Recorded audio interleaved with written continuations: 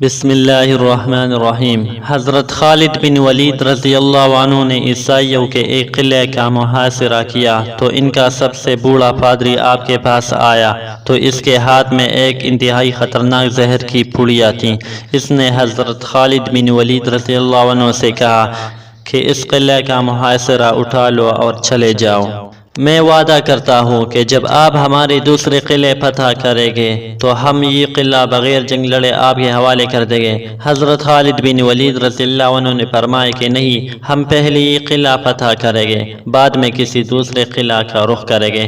یہ سن کر بوڑھا پادری بولا، اگر تم اس قلعے کا محاصرہ نہیں اٹھاؤ گے تو میں یہ زہر کھا کر مر جاؤں گا اور میرا خون آپ کی گردن پر ہوگا۔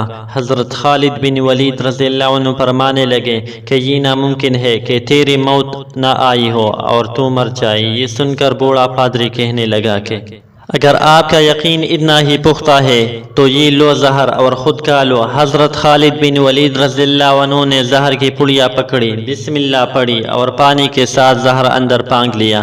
بوڑھے پادری کو مکمل یقین تھا کہ خالد بن ولید رضی اللہ عنہ چند لمحوں میں ہی موت کی وادی میں پہنچ جائے گے، مگر وہ یہ دیکھ کر حیران رہ گیا کہ چند منٹ میں حضرت خالد بن ولید رضی اللہ عنہ کے جسم پر پسینہ آیا اور پھر کچھ بھی نہ ہوا۔ حضرت خالد بن ولید رضی اللہ عنہ نے پادری سے مخاطب ہو کر فرمایا کہ دیکھا، میں نہ کہتا تھا کہ اگر موت نہ آئی ہو تو زہر بھی کچھ نہیں بگاڑ سکتا۔ پادری نے یہ ماجرا دیکھا تو کچھ کہنے بغیر ہی اٹھ کر بھاگ کھڑا ہوا اور قلعے میں جا کر کہنے لگا کہ اے لوگوں، میں ایسی قوم سے مل کر آ رہا ہوں، خدا کی قسم ان کو مارنا تو آتا ہی نہیں، وہ صرف مارنا ہی جانتے ہیں۔ جتنا زہر ان کے ایک آدمی نے پیا ہے کہ اگر اتنا زہر پانی میں ملا کر ہم سب قلعے والے پیتے تو اب تک مر چکے ہوتے، مگر اس آدمی تو ایک طرف وہ تو بے ہوش تک نہیں ہوا۔ میری مانو تو قلعہ اس کے حوالے کر دو اور ان سے لڑائی نہ کرو۔ چنانچہ وہ قلعہ بغیر لڑے حضرت خالد بن ولید رضی اللہ عنہ کی قوت ایمانی سے فتح ہو گیا۔